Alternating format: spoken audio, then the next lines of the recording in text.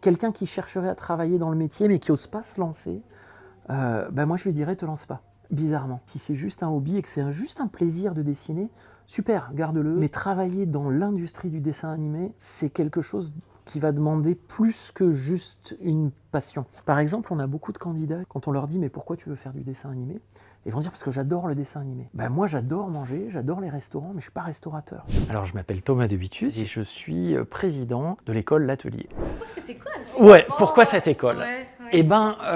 Moi je suis venu vraiment du métier. Alors je suis resté 8 ans chez Disney. Ils m'ont dit « voilà, on te propose un job en layout ». Le layout, c'est vraiment le métier qui consiste dans l'animation à dessiner les décors, à mettre en place les personnages. Ça reste un métier artistique, mais quand même au service d'une industrie. Et c'est vrai qu'en France, beaucoup d'écoles d'animation sont des écoles d'art. Et on apprend à faire des films, c'est super, mais on n'apprend pas toujours un métier. Et c'est pour ça qu'on a toujours voulu faire un enseignement en 2D. Donc vraiment, crayon, papier, gomme. Et on commence par ça. Après, on passe sur les ordi aussi, mais on ne fait pas de 3D. On est vraiment dans le dessin. Il y a une sensibilité qu'on retrouve dans le crayon que les Japonais n'ont pas complètement abandonné. Il y a beaucoup de productions qui sont encore en tradi avec du papier. On continue à leur enseigner ça, pas dans un esprit nostalgique justement, mais pour qu'ils développent leur sensibilité, que les doigts deviennent sensibles. Et aujourd'hui, on a des étudiants qui partent dans le monde entier travailler dans des studios parce qu'ils ont cette spécificité. On les amène vraiment au monde de l'entreprise aussi, avec ses règles. On a des populations qui sont souvent sensibles, et quand on dessine, on est très sensible.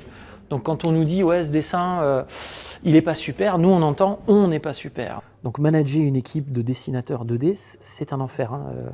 Ouais, c'est super compliqué. Et savoir comment travailler dans les studios à l'international et en national, c'est être capable de trouver des ressources tous les jours. Et donc, il faut toujours mettre la barre un peu en dessous. Parce qu'un matin, on peut se réveiller mal luné, on a eu un problème, mais il faut aller au boulot. Et il va falloir créer une production artistique, quoi qu'il en coûte. Et puis surtout, et ça on n'en parle pas assez aujourd'hui, à moins travailler. Parce que c'est des métiers passion. Donc on peut se cramer très vite. Et il faut presque se frustrer le soir pour garder cette énergie le lendemain. Chez Disney, on était vraiment assez libre de notre temps de travail, du moment que le résultat était là. Parce que le plus difficile à enseigner, c'est ça. Ils ont tous envie de très bien dessiner, et c'est normal, et souvent de passer beaucoup de temps. Mais la réalité de la production, la réalité de l'industrie, c'est les quotas. C'est qu'on doit faire tant de dessins par jour, et il faut que ça tourne, parce que sinon, c'est pas rentable. Si un étudiant est incapable de travailler en équipe, c'est pas un métier pour lui. Il fera de la BD, il sera un artiste, il fera de l'illustration, mais c'est impossible de pas travailler en équipe.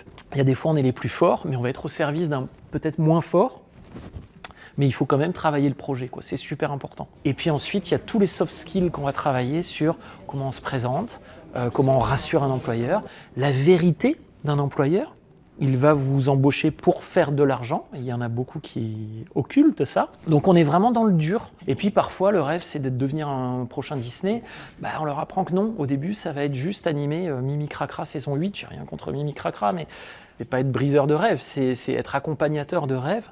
On ne l'élimine pas, le rêve, bien sûr, mais il faut effectivement comprendre qu'ils ne vont sûrement pas être réalisateurs tout de suite, ils ne vont pas créer leur dessin animé tout de suite, et s'ils le créent, ça va être interdépendant avec un diffuseur, avec une chaîne de télé, avec des financiers. Il faut accepter que son projet, c'est un projet qu'on donne aux autres. C'est un peu comme le magicien qui devient un magicien et qui ne va plus être émerveillé des tours de magie parce qu'on est passé de l'autre côté de la barrière. C'est vraiment faire un choix de carrière. On peut travailler sur des projets merveilleux qui n'ont pas beaucoup d'argent, alors on ne peut pas gagner beaucoup. On peut travailler sur des projets moyens, mais par contre, il va y avoir beaucoup d'argent.